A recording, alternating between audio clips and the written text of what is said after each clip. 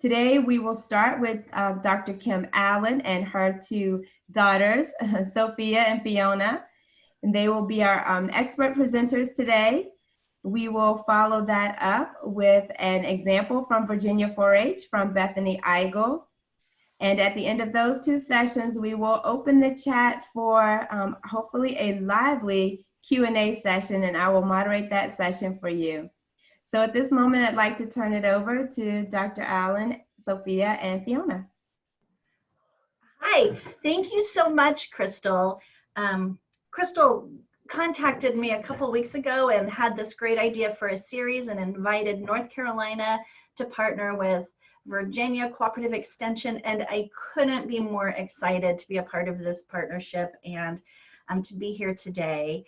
And when I was thinking about talking about teens, I thought, well, I actually have living teenagers in my house. Maybe you all might benefit from hearing from some. Oh, Fiona does not like to be called a teenager. No, Ma, don't.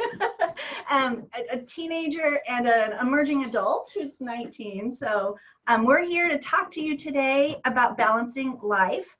I'll be talking about some of the literature and best practices, and these two will be talking more about their personal experiences. One thing we know is that, I'm Kim. I'm Sofia. I'm Fiona. And one thing we know about this pandemic is that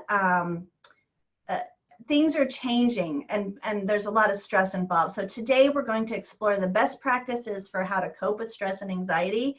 And we're going to have a specific focus on what the literature says about helping youth. And at the end, I'll provide some resources. Along the way, Fiona and Sofia will be talking about what their stressors are, as well as what they've been doing to cope with the stress that is involved. And if there's one thing I think we all can agree on, is that nothing is normal anymore. I think for the globe, for the planet, for all the people, we're dealing with changes.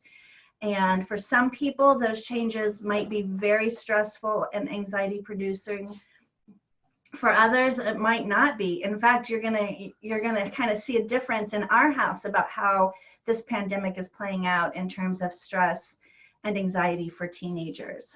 So Sofia was going to talk to you a little bit about what she's experiencing with this change. So we've always dreamed of a break like this where we don't have school, but we end up still having to deal with school throughout this stressful time. There you go. For me, this actually isn't a very stressful or hard time at all because I just get to spend all day at home with my family, who I love. But school has always been my number one stressor. And so, of course, with still having to deal with school in this time, it really stresses me out. But luckily, it's the only thing that has been stressing me out. The reason I'm so stressed about it is because I really don't want to disappoint my parents or make them mad. And if I do that, I get anxiety and sadness, and it's just a cycle. But for good news, this is so much less stressful than going to actual school. Because some of the time my schoolwork is fun and I only have to do like 2 hours. But if I don't do that 2 hours, I get stressed out all day long. And for an example, before the break, I had never in my life had long natural fingernails because as long as I can remember, I would bite them so you could see skin. But now they're longer than they've ever been in my whole life. And it's because there's so much less stress and anxiety that I've been having to deal with because no school and just getting to be home and not having to deal with that. So this pandemic has really decreased your stress level, not having to be out and being in school, because school is very stressful for you. Yeah, and I'm having fun just doing what I want. So if I didn't have to worry about school, this would probably be the best time of my life. It would be like summer break. Yeah. Thank you, Sofia. Oh, no, I clicked the wrong thing. Sorry. Oh, what's going on? Just click the arrow in the corner. Just click the arrow in the corner. Okay, and Fiona, you want to talk about your stressors? Yeah, so I've been at college for 2 years now. I'm a sophomore, and I graduated from high school early, so I started my college life a year early, and I really value my independence and my time by myself. So being here at home has been an adjustment. especially getting used to, you know, mom wants to help with all of the chores, especially the chores that I don't like want her to help with. Like particularly my laundry is the biggest. We got in a fight about it yesterday. We'll talk about that later. Okay. And then another big stress is all of the schoolwork. I am getting more assignments than I ever had before.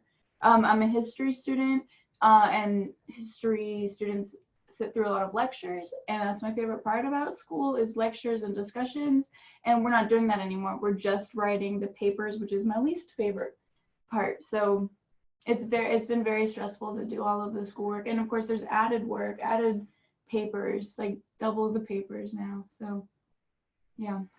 Well, and in addition, and then in addition to that, as we're seeing the news and we're seeing, you know, I think that young people, especially, it's a very hopeless time. At least it's hopeless. It feels hopeless, and it feels like not only are we dealing with a pandemic, we're dealing with social crises that feel so huge. Like this example up here is the ventilator rationing that we're seeing right now. And as a young disabled person who I run a disability club on campus, and like my community is the people who are at risk. You know, I have friends who absolutely fit into this criteria, and so if they get the virus, they won't get a ventilator, and that is scary. So I know that a lot of our young people are part of these marginalized groups, like low income kids, Asian kids, kids with disabilities. We are all seeing the news. It feels like it's a personal attack sometimes, and it's very scary, and it's very hard to deal with. Yeah. So it's really increasing your anxiety and your stress because you have worries that you've never even had to deal with before. Well, I think that they're just on a bigger scale because it's in relation to a global pandemic. And of course, these groups that are seeing these attacks on their communities are also groups that are at higher risk for infection. So we're dealing with these social fears as well as the fear of infection. Yeah, double the worry. Well, I'd like to thank both of you for sharing what's going on in your lives. And as you can see, two girls, same family, living in the same house, two young women with very different responses to the pandemic. And I think that's true for teenagers, that for all of us, that how we deal with change might be different depending on our circumstances. And so I put out a question: can we be relaxed and at peace and forward moving and stressed at the same time? That's more of a rhetorical question. You don't have to answer that, but that's really the question I'm posing. And I asked both girls, and they kind of think that maybe there is a chance to be both relaxed and stressed at the same time. But I'll talk about how in some ways we can. So I did it again. I don't know why it's doing that. So what we know is that there's a stress response curve. We all need a little stress to get us up, to get out of bed, to have productivity, to have something to do every day. So a little stress can be actually a very positive thing. It's what we need to get going. In fact, if we think about our performance level and our arousal or our stress level, we actually need, in order to perform, we need a little bit of stress. So we do the best when we have a little bit of stress going on in our lives. However, if we get too much stress going on, then it really impairs our ability to perform. It impairs our ability to sometimes even function in a way that's healthy. So I'll talk a little bit more about that, but we do know that extreme stress can end up releasing a lot of hormones in our body that are really negative hormones that really make us sick and make it very difficult to do well and to be well. I'm gonna have to. So stress can be helpful. It keeps us safe if there's danger. Nadine Burke-Harris talks about if we're out in the woods and there's a bear, the adrenaline and the cortisol that's released into our body, those hormones help us get out of the way, move fast. A little stress is good, especially if there's danger. We also know that makes life a little interesting. We don't like a boring day around here, so sometimes if it's getting a little boring, then you might see some conflict or something goes on. It keeps us interesting. A little stress also keeps us pretty focused. That's what we need in order to make sure we're reaching our goals, and helps us prioritize our attention. But too much stress can be a bad thing. So we know that chronic stress can reduce our ability to focus. So we need some stress to focus, but too much keeps us from focusing. I think we're seeing that in adolescents today, that they're having difficulty focusing on school. It's not their priority. It's kind of heard it from you. It's not what you want to be doing, and can keep us from thinking clearly. In the long term, it can impact our brain. There are some studies that have looked at brain development, and for kids who experience toxic stress, their brains don't develop at a normal rate. They have a lot of missed connections in the brain. It can create negative health outcomes. We know that the more toxic stress, the more adverse childhood experiences that a child has, the more likely the health outcomes are at risk in their adulthood. And anxiety at its peak can really be debilitating. It can be very hard to function. And I don't want to talk about anxiety being only what's happening at the individual level. We know that trauma is also associated with what's happening in the systems levels, outside of the individual and family levels. So things like historic trauma and other experiences that are more social and global. For example, do you have access to medicine? Do you have bias against you? Fiona talked about the disabled community and the Asian community right now, and we've seen reports about how the African American community is having higher incidences of death with coronavirus, and that really can be traced to systemic racism in our medical system and in all of our systems. So when we think about stress, we also have to think about systems of stress. So that's at a normal time we think about those things, but right now we're all dealing with COVID. We're all dealing with a pandemic, and many of us are working from home with our children around. I see all these tweets and stories about professors trying to do this with 2-year-olds. Can you imagine if these girls were 5 and 2? This would not be happening right now. I probably could barely even watch a webinar, let alone try to present one. So it's stressful for us in different ways. But this stress includes isolation. So my girls aren't able to go be with their friends right now. They're not able to leave, like what was your meme that you put up? Being with your mom all day. It's really stressful. It's not her loneliness, it's her close proximity to her mother. That was a joke though. And then teens that internalize their feelings, or those that are naturally shy, tend to be more anxious. So for teens like that, as we learned from you, Sofia, COVID might actually be less stress than in a normal situation. You're not having to deal with the pressures of being out and performing and doing those things.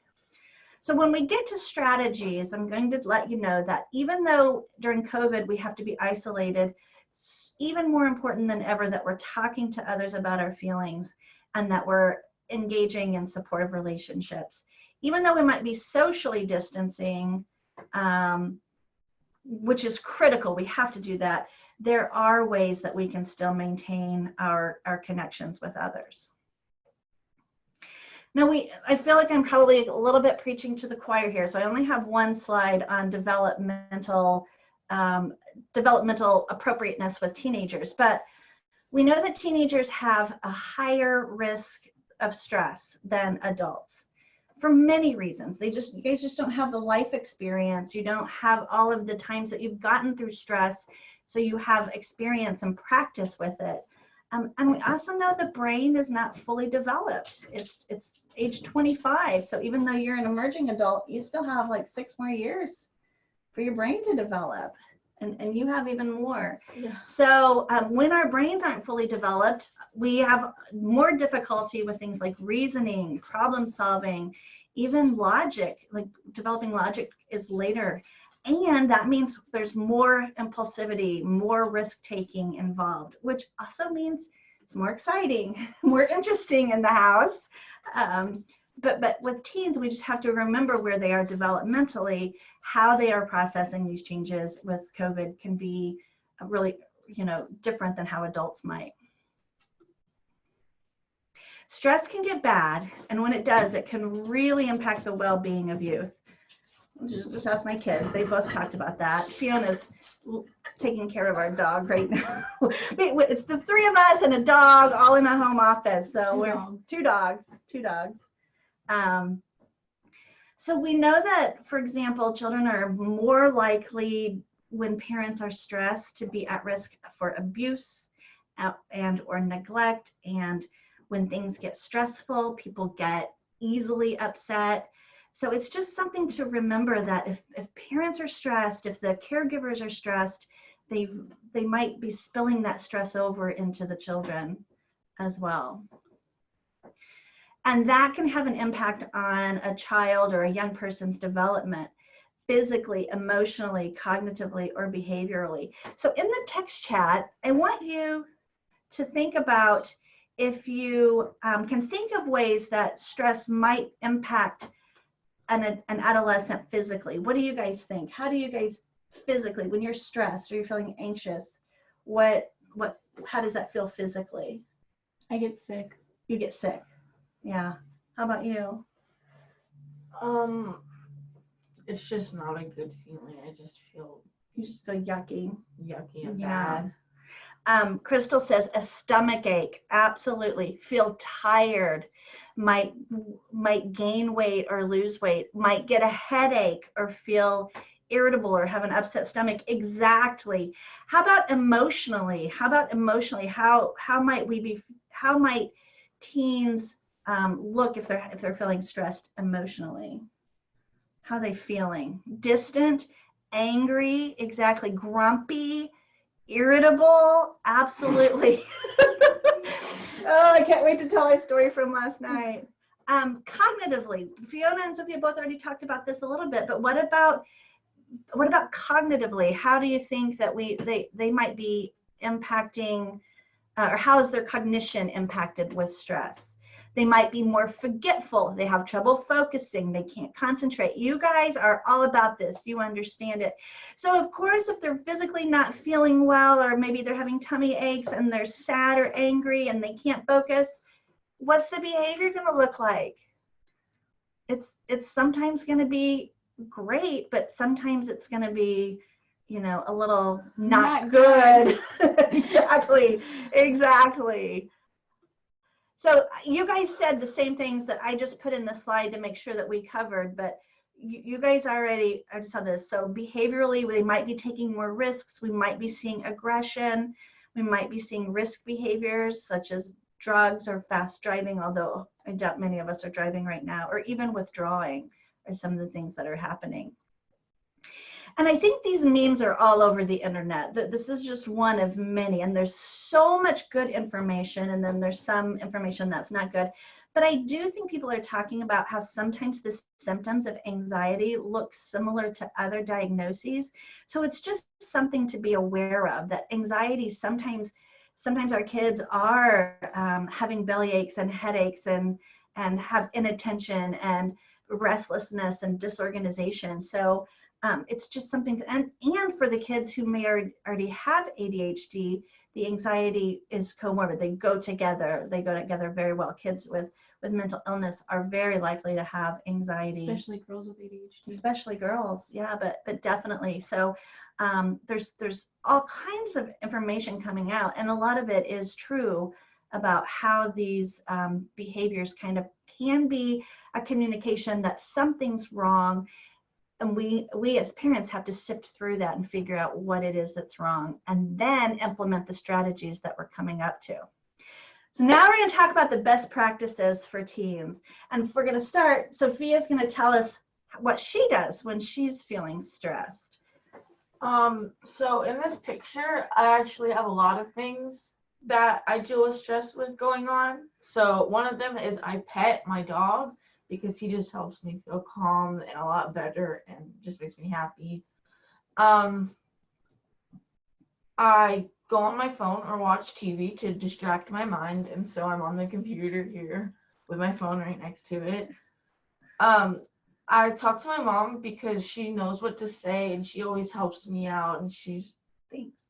oh, Oh wait, did you give it that? you're really good at helping me feel better. Thank you, Sophia. And also, as you can see in this picture, I have no hair. So what I like to do is cut my hair, but in this instance, I shaved my head. So that really helped the stress. I'm gonna do art and makeup because that's one of the things that I really like to do. So it also distracts my mind from just everything that's going on. All right. And Fiona talked about these things that she does to cope with stress. They're a lot less healthy than Sophia. But you're experiencing more stress right now Yeah. than Sophia. So Well, I get oh, she does haircuts too, Sophia. Or they do, sorry. oh, Naomi. Oh, awesome. So I get angry, I get really irritable. I have trouble eating and sleeping. And then the positive things is I watch a lot of TV, like turn your brain off TV, and reading. I also talk to my therapist, her name is Karen. Shout out to Karen. Shout out to Karen. And I also garden and I write some. Great. So thank you both for sharing those. And we want to be real with you that best practices are not always a reality. So in other words, do as I say for the rest of these strategies, not as I do. I think as probably all parents, we struggle with always doing the right thing. We're dealing with our own stressors. So we keep talking about the laundry. So yesterday, So for context, I have OCD and my OCD manifests in contamination issues. One of my biggest things is with my laundry. I like it done a very certain way. And Mom also likes it done a very certain way. So I just want it done. That's the way I like it. It's done. Out of my living room. She has like this impulse to fold all my clothes which is so nice. Like it's so nice. And if I didn't have all these fears with my laundry, it wouldn't be a problem, but I do. So last night she had her basket of clothes and I had put clean clothes on top, but I think a dirty shirt got in. And so Fiona was upset and I lost my cool with her. And so I was like, just get your blank clothes out of my living room. And the whole time, Sophia was making a makeup video, so the whole thing's on camera. The audio is on camera. So we both last night were like, oh dear, we're pretty bad. I shouldn't have yelled, but yeah, well, we could shit all over ourselves all day. But hopefully these strategies that we're getting ready to talk to will be helpful. And know that sometimes we'll get them right and sometimes we won't. So, okay, so I have three things here, and this is I don't know, I should say more, more or less. So 1, 2, and 3. Like, do you think we need more of these or less of these in our lives? So box number 1, do we need more or less? Connection, kindness, activities, freedom, service for others. Do we need more or less of those, do you think? Okay, 1, I'm seeing more. Okay, how about for box number 2? Do we need more exercise, more sleep, more laughter, more healthy food, more engage, more? I'm seeing you all saying more. Yes. 3, do we need more screen time, more risk behavior, less? You guys are getting it. So these are just some of the things, but you notice I have sleep in 2 and 3. Why do you guys think I have sleep in both of them? you need proper sleep, but there's too much sleep. Yeah. My grandma always says, oh, you're tired because you slept too much. But it's like 9 hours we slept, so it was like not even too much. But Yeah, my mom's like, they're sick because they sleep too much. You gotta make them sleep less. Right? Mimi's always saying that. Yeah. And that could be true with many of them. Exercise and, you know, in moderate, some people might, so all of these things, I would say you really can never be too kind and have too much connection, although you might say you can have too much connection. well, Stephanie just said that she knows a freshman. Oh, it's her call. But yet, I totally get what he's feeling. Yeah. Sleep is also a sign of depression. Exactly, Christina. Thank you for bringing that in. So if we're seeing lots and lots of sleep, that can be something to kind of check into to see what's going on. I will say in the pandemic, I feel like you both are enjoying your sleep a great deal. Yeah. Not today, though. I would say of everything, kind of what the literature boils down to, especially during a pandemic, what's most important is that we're building connections. We're keeping connections with each other. But here are some other strategies that I'm going to go through. Emotion regulation, mindfulness and deep breathing, building connections. We already talked about that. We'll talk a little bit more. Scheduling, limiting screen time, family fun, reassurance, and then finding additional responses. So have you guys seen this video? This is Dr. Dan Siegel, and he talks about what's happening in our brains when we say, take your flipping laundry upstairs. So I'm gonna show this little video as an example of one thing that we can be doing to help with emotion regulation. One of the most rewarding experiences for me has been to study brain science and apply it to the experience of parenting. And the hand model of the brain that I use to teach parents is very useful to understand that. So if you take your thumb and put it in the middle of your palm, put your fingers over the top, this is a very useful model of the brain. And when we can actually see in front of us what's going on in the brain, then we can change what the brain does. So let me walk you through very basically what happens in this brain and the structures in it. And it goes like this. The spinal cord comes up, representing the wrist, and then you have coming up into the skull, the brain stem and the limbic area, which work together to help regulate arousal and your emotions and the way you have a fight, flight, freeze response. These are below the cortex, the limbic and brainstem areas, and the cortex is this higher part of the brain that allows us to perceive the outside world, to think and reason. And this frontmost part of the brain, right behind your forehead, so the person's oriented like this, is actually the part that regulates the subcortical, limbic, and brainstem areas. This regulation is very important because sometimes we can have all sorts of things happen in our life. We're tired, we're exhausted, someone pushes a particular emotional button, and we can flip our lids.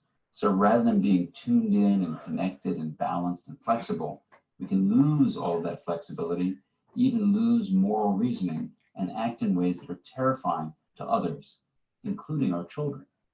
Now, you can actually bring yourself back online and come back to the high road and make a repair with your child, and that's important to explain to them. And you can also use this hand model of the brain to explain to children, even as young as 5 and 6, how to understand when their emotions are rising up from the brainstem and limbic areas here, and how it's overriding the prefrontal area and making it so they may be about to flip their lids. So I've had kids come tell me that they're about to go flip their lids and they need a break.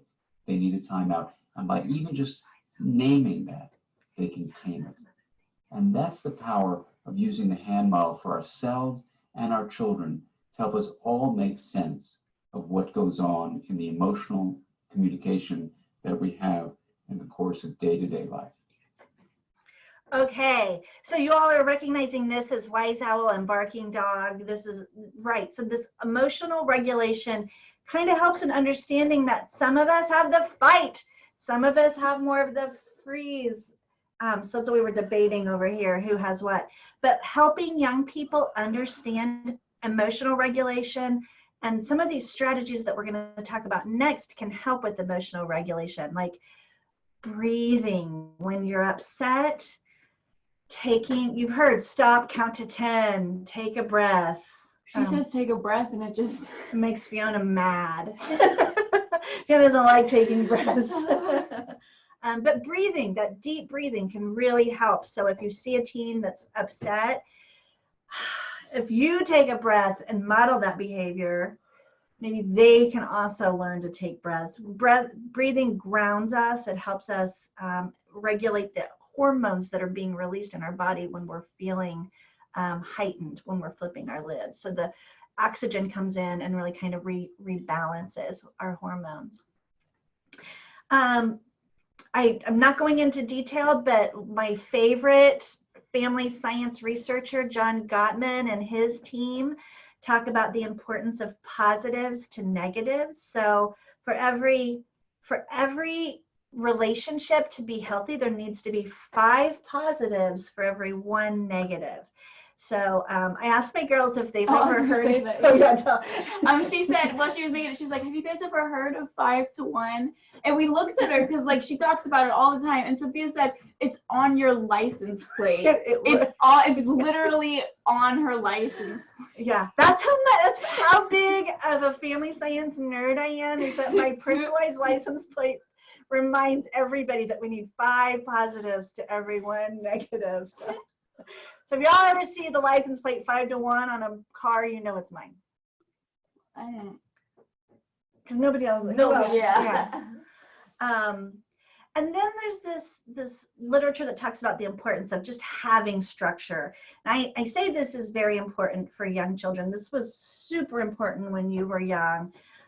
Being in a routine, knowing what to expect, but even with teenagers, having a structure, having some routines that they are contributing to the family with chores, that they're having some time to get out in nature if possible, or at least to exercise and move their body, to have some screen time is something they probably are going to want if they're adolescents, but not to be too like so rigid about it. The idea isn't to be rigid. In fact, Sofia so Fiona is 19. She's a college student. Fiona does her own schedule.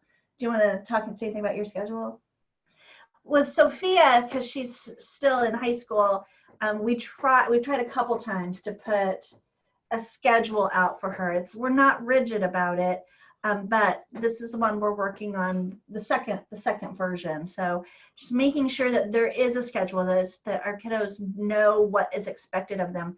Having that structure is a protective factor for anxiety. Kids who have little structure feel more anxious. So as the adults, we can really help reduce the anxiety by providing structure. I also say, CNR, yeah, she's very artistic, yeah. Limit screen time, which is nearly impossible, I would have to say. That is the hardest thing. Like, put your screens down, and even for me, I like being on a screen too, so I'm a little hypocritical when I tell them to be on the screen when I'm at my computer all day long. We can't watch TV because she's just on her phone while we're watching TV. I'm like, we could change the show if you're not enjoying it. So we can be role models. Again, do as I say, not as I do. And it's also really important to make time for fun. We all know that kids are going to get attention one way or the other. If we can give them the attention in ways that are positive, then that hopefully will be building that relationship. Those 5 to 1 positives to negatives also are a buffer to behaviors that are not desirable. So you can see in the first picture here, this was like the first week of pandemic. So we made beautiful soap, right? That was really fun. Fiona was in another picture too, but she was in her nightgown. So we didn't put the pictures with her in it. And then the second picture, we're playing a game, just seeing who can keep their hand in ice water the longest. And I am absolutely the loser because I couldn't do it at all. Did you win? No, me and Dad had to call a truce because we were both too competitive. Yeah, they weren't gonna stop. They were not gonna stop.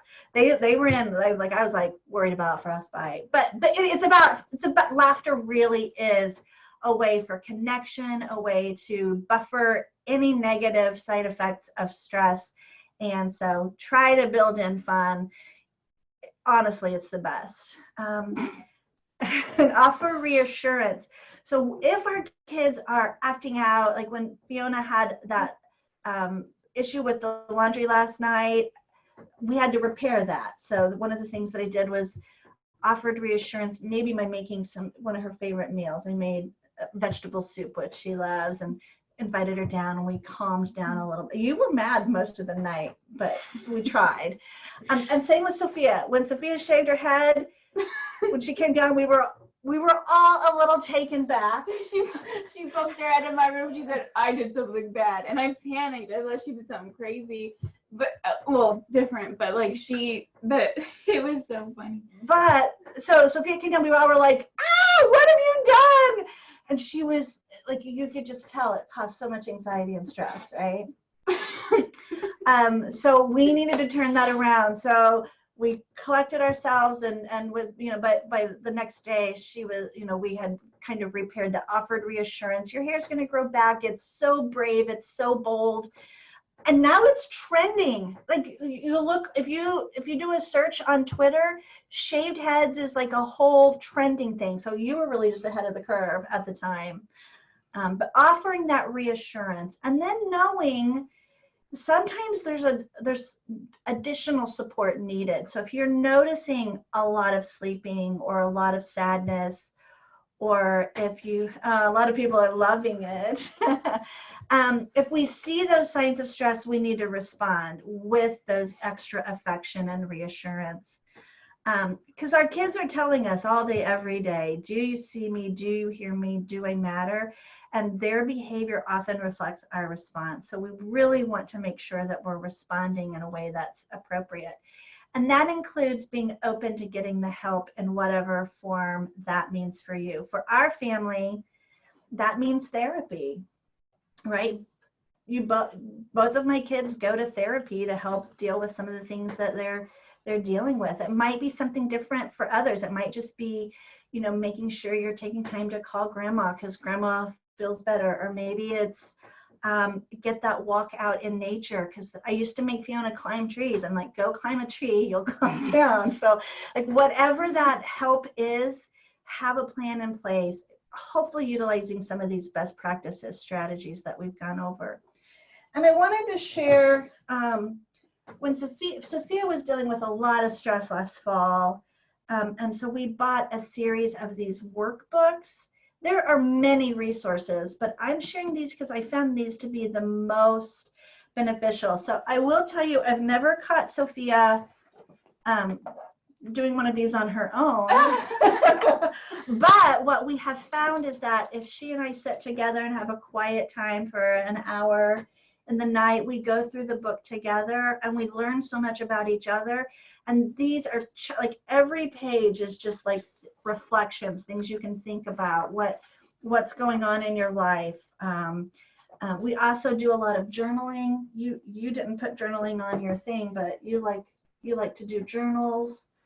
So there are a lot of resources out there for teenagers specifically on how, if you're seeing a lot of stress and you want a resource, you can order these pretty easily. And we're right on time.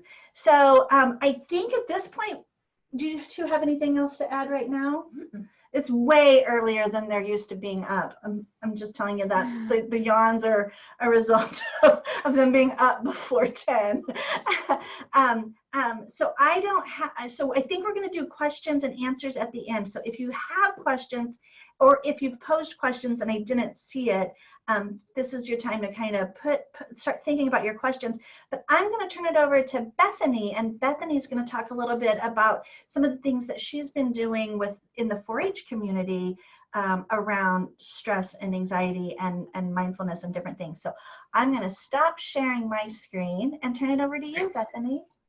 Perfect. Thank you so much, Kim. I really enjoyed that so much because it leads perfectly into what I kind of did with my teens that I work with, and just listening to Sofia and Fiona, what a great mirror of kind of what I found from asking my teen club here in Chesterfield,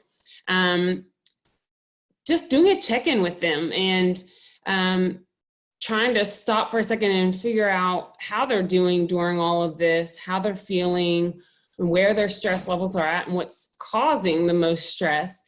And it really varied. And it was, you know, everything from, oh, I'm not feeling stressful at all, to some of them feeling what they classified as the most stress that they've ever experienced in their lives.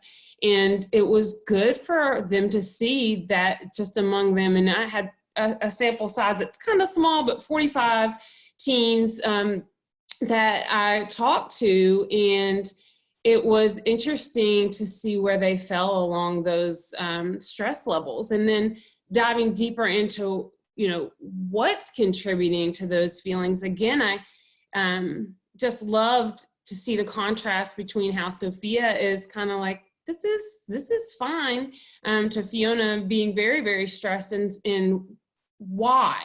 The reasons behind the stress are sometimes harder to tease out. And so it was great for me to have that conversation with my teens. And so I would just encourage all of us that work with teens or work with families to do something like this and have a conversation, because they all really appreciated that I was asking how they're feeling and why they're feeling that way. But when I was doing this, it didn't occur to me until I was talking to them and then hearing from Fiona today, it didn't occur to me that school itself could be causing more stress now being out of school than when they're in school. But then, you know, there's some that feel the way Sofia does, a relief that they're away from all of that and that their stress levels are actually down because of that. But two of the teens that I talked to, you know, one being very gracious and saying they know they're not as in a bad a situation as others, and maybe they've just lost prom or graduation. And I just think it's important for us as professionals and as adults in their lives to say it's okay to also feel really upset about prom and graduation, and not compare it to, well, I haven't lost my job, or I don't have anyone in my family that's sick. And there was some sense of guilt that they were feeling by being upset, or feeling like they couldn't say, I'm really upset that my prom is canceled. And for us as a professionals and adults to say, it's okay to express that, and it's okay to feel upset about that. Not surprising at all, the physical separation from friends and their social life, that's what's really contributing to that stress. And then just checking in with their emotions, doing something fun to have them click on an emoticon and describe some of those emotions that they're feeling, and checking in with their emotional health. And I think it was a sense of belonging also, that seeing, okay, I'm not the only one that's feeling super bored right now. I'm not the only one maybe that's extremely scared. Not a whole lot of them, but some felt very, very scared during this time. Some felt happy. And to acknowledge all those different range of emotions, and that it's okay to feel that way, and that lots of others are going through that, I think was a sense of belonging and security for them at the time. And then I wanted us to kind of have a discussion around some of the positives, and always trying to find a way within even some of the hardest times, some of the most stressful times. What are some unexpected upsides? I asked them about. And definitely a lot of them were expressing that they were able to appreciate some of the little things in life, and being able to slow down. You know, all of us have such hectic schedules. A lot of teens are so super scheduled into not only school, but what their after school lives look like, between work, sports, clubs, theater, whatever it may be. And so this has been an opportunity for them to slow down. And then also it was neat to hear that a lot of them appreciating the time that they could spend now and focusing just on themselves, self-care. They talked about, you know, actually taking the time to do some of not just physical health, but mental health, taking a mental break, doing things that promote that well-being, whether it's yoga or just sitting quiet for a few minutes. And that they were sharing with me, they don't necessarily do that on a regular basis. They just don't have the time in their normal day. And here's just some of my teens, and some of the quotes or feedback that I got from them. And, you know, you'll notice that one of the comments is that this hasn't been a complete positive, that, you know, there are personality types that love staying busy. And so while many of us might be feeling like we're able to take a step back and actually take a break from the rush and the hustle, some of us are very driven by that and very plugged into that, and without it feel a little bit lost. And that kind of goes back to that scheduling that Kim and her girls were talking about, and how that might be more important for some than others, and having a schedule and keeping themselves on track, because without the regular hum of life, they feel a little bit lost. An interesting side conversation that came up out of all of this was some positives my teens were seeing around environmental issues, and that people were getting out more. They were commenting that, gosh, we see way more people now that are biking and going for walks and spending time with their family, spending time out in nature, and that even if it's just in the short term, there has been some news of cleaner ecosystems, and we were seeing smaller emissions because people are driving less, of course, and less pollution into the air, but also just small things that their families are doing. One young man shared with me that they planted a garden. They've never done anything like that before, and it was a little bit stressful, but it was also something that brought their family together and was like really empowering for them to know that they could create that space in their backyard and contribute to something sustainable and something positive for their environment. So around that conversation, some of my teens are part of a statewide group that is focused on environmental justice. And so one thing that our teen group is gonna do is come together this Tuesday evening, and they're gonna create a PSA, submitting videos and putting it together, editing a piece that focuses on some of the positives and some of the great things that they have found in connecting with nature or doing positive things for our environment during this time. And they're hoping that some of these habits that people are picking up right now, it's in the short term, but maybe those are going to become habits for life. And maybe part of this pandemic has been the forcing of our families and our communities to look at ways that we can leave less of a footprint on the earth and to do some more positive things around environment. So that's been a really neat conversation that came out of that. And another conversation that came out is I am part of the Human Development Program team. It's an awesome group of agents here in Virginia, and some discussion around the additional family ties and the balancing of, you know, having families coming together, but then also, honestly, the balancing of us all being under one roof for all hours of the day, that there's times where you need to be apart, and finding new ways to connect, for example, pulling out board games and puzzles and things like that. My teens mentioned that there are just activities that they're doing now with their families that they have this time. And intergenerational bonds is something really great that I didn't think about until getting into a conversation with the Human Development Program team, and then hearing it with conversation with my teens, is that this has been a time for them to also kind of be the caretakers or checking in on older family members that don't maybe live in their households but might be feeling isolated, not as plugged into technology, and hearing from teens that they are teaching grandparents how to FaceTime, teaching them how to use Zoom, how to connect in other ways and get creative, because it is a sense of loss when you're not able to see those people that you love on a daily or a weekly basis, because we are in this lockdown mode. And then just the focus on intentional quality time. because we are all under one roof. The teens mentioned that there has been more effort put out to family walks or something like the garden, so a project the family can work on together that's something positive and takes their mind off of some of the negativity. And then again, the last thing here would be the mindfulness pieces that, again, my teens said, you know, this has been such an awesome time for us to step back and have time to do the things that we love to do. And it might be art.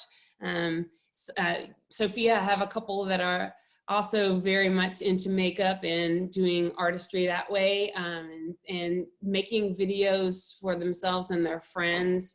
And one teen even mentioned taking the time to write letters, do snail mail, something that she has not had the time to do. She's so plugged in with electronics, and writing letters to her grandparents and to friends. And so, you know, all of these kinds of strategies, really it's credit to the teens themselves and me stopping and asking the questions and checking in with them and seeing where they're at. And so I just encourage those of you that are working with families and working with teens, or really kids of any age, to let them know that you care and to ask these kinds of questions so that you know the audience that you're working with and how you can support them. And then also getting inspiration from them for your own families. I have found that just in talking with the teens, they've been so inspiring for me. And they are so creative themselves and coming up with ways to deal with this stress, and that we as the adults don't always have all the answers. And so it's been a really good time for us to have this discussion. Right now, today, you know, a lot of us in Virginia are sharing with teens that camp is canceled for the summer, and that's going to cause an additional stress. And so I just encourage us to find other ways to engage these teens, whether it's making videos together or finding ways to connect that are outside of our traditional ways. And I will stop there, and I'm going to turn it over to Crystal. I think we're going to have some time here for questions and answers. Yes, thank you so much, Bethany, Sofia, Fiona, and Kim. And at this point, we're going to post questions in the chat box. I know a few have come in already, so I'm going to monitor the chat box, and I will just I'll pose those questions as it seems fitting based on who they're asking them to. So I know one of the questions here in the chat box had to do with a sense of loss. When things are canceled, and Bethany, you were just starting to speak about that. So if you could talk a little bit more about that, thinking about some of that sense of loss. Yeah, sure. And that is definitely something that these teens are experiencing in unprecedented amounts right now, right? So first it was school being canceled for the entire year, which includes every sport, every theater production they might have been preparing for, you know, prom and dances and all of those things. And then on top of that, you know, today we're sharing that summer programs are canceled. And so it's just one thing after another that they feel like it's being taken away from them. And so first and foremost, for me, it's about acknowledging to them and empathizing with them that it is fine to feel really, really sad, really, really upset, angry even. You know, Fiona says anger is kind of what her way of dealing with it. I have some of my teens that are very angry. They feel cheated even. And so acknowledging that and letting them feel that, but then always trying to find some way to rechannel that into positives or ways that we can encourage them that, yes, this is really, really hard. There's nothing that's going to completely fix it, but you're going to be stronger getting through it and using some of the strategies that Kim shared to get through it and come out on the other side healthy and as strong as possible. Thank you, Bethany. I'm going to North Carolina for this next one. The question is, are you finding that teen peers are creating stress through their social media, etc.? You feel like your peers are stressed with the social media? I think that for me, it's been a relief to be able to connect with my peers online. Like I said, I have my disability club. We've been able to meet online. I've been able to connect with these people, and have a support system that I had back at school, and I'm able to continue that support through the internet. You have anything to say about social media? Sofia has nothing to say about social media, except for that she loves it and wants to be on it all the time. So, and Bethany, I'm going to come to you too, because the surveying that you did with your teens, just obviously the use of social media can be a great outlet and connection, as we just heard. And then specifically, is there some stress that could come from social media, or are there peers that are creating levels of stress? I would say it can be both a positive and a negative. And again, it depends on your teen, right? It depends on who you ask, and it depends on how much that impacts them, because some people can look at something, even if it's negative, and not internalize it. Whereas others, we internalize it and we feel it personally, and it can affect us for days or weeks, or really interfere with regular life. And so I think everything has to be kind of weeded out when it comes to social media. And in fact, if I can go back to what we were talking about with environmental issues, and some of the teens were quick to jump on the bandwagon. I think a lot of social media has swirled around, oh, swans are back in Venice and skies are clear over the Himalayas, and making a big deal about almost like the environment has hit the reset button. And if you do your research, and you don't want to be overly negative, but I caution my teens. I said, well, let's look at those statements, because is our environment just completely okay now because we've taken a small break? And so the more we read, it was, this is just a short-term thing, and for us to know the facts and not just feed into what's put on social media. And so that was a good conversation too, that you can have with your teens about, what is put out there, what to really believe. But on the positive side of social media, I know that has been such a great way for them to stay plugged in with one another. And for those that are kind of mourning the loss of their social lives, that has been an outlet for them that they have expressed as being positive too. Thank you. Fiona, you have a specific question that's asked of you. It says you said you have a lot more work for school because of the altered form. How do you motivate yourself to get it done? That's a great question, because I'm trying to answer it myself. It's really hard to stay motivated. I'm trying to graduate from college a semester early, and I'm trying to graduate with a good GPA, because I have big plans for the future. So that's the only thing that's motivating me, is I have to get this done in order to get into law school. You know what I mean? So it's like it's my future that I'm working towards, that's keeping me motivated. Yeah. Yeah, there's a lot of posting in the chat too about people expressing their concerns for the seniors, the high school seniors who are graduating, and then some of the stress around the unknown, with SATs being postponed and not sure about school starting and things like that. So just to share that there's some of that going on too. Mm-hmm. And some people are sharing strategies that they're using. So one person mentioned they and their son are going to be learning another language together. So I saw that one, Klingon. She's a Star Trek fanatic. She loves Star Trek. Well, there you go. You see the Klingon? Yeah. Nicknack awesome. is the greeting in Klingon. Yeah. So some, I love the strategies that are coming around. And I think that just kind of goes back to the number one message I would like to send is regardless of what's happening, the more we can be doing to connect with these teenagers who might be feeling in isolation. And I know that's really hard for parents who are also trying to work full time and or balance other children and the stressors if you've lost a job or you are sick or, you know, a multitude of stressors.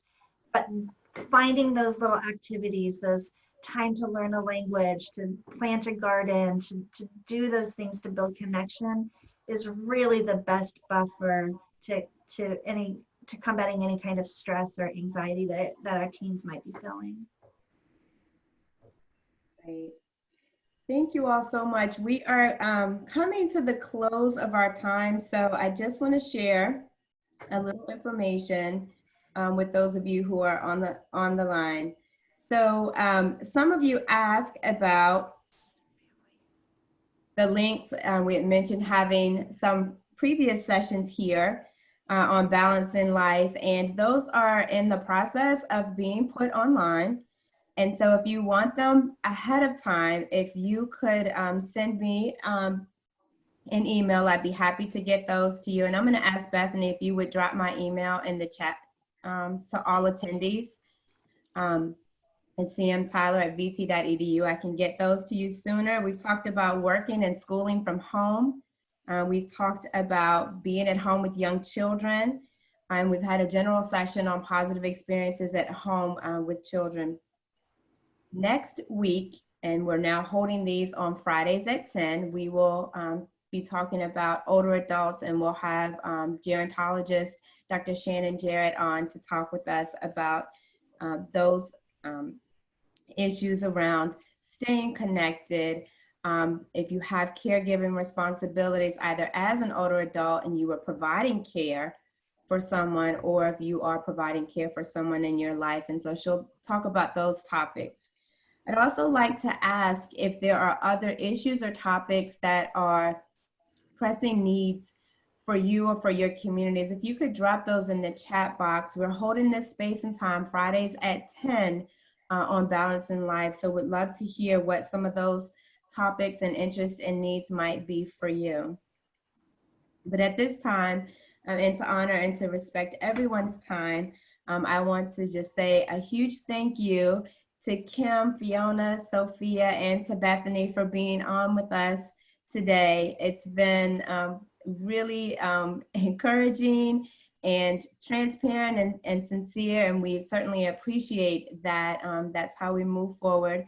And so thank you all, everyone, for your time and energy, and look for the next sessions coming up. They will be posted on the Virginia Cooperative Extension Facebook page. Everyone have a great weekend and take good care of yourselves.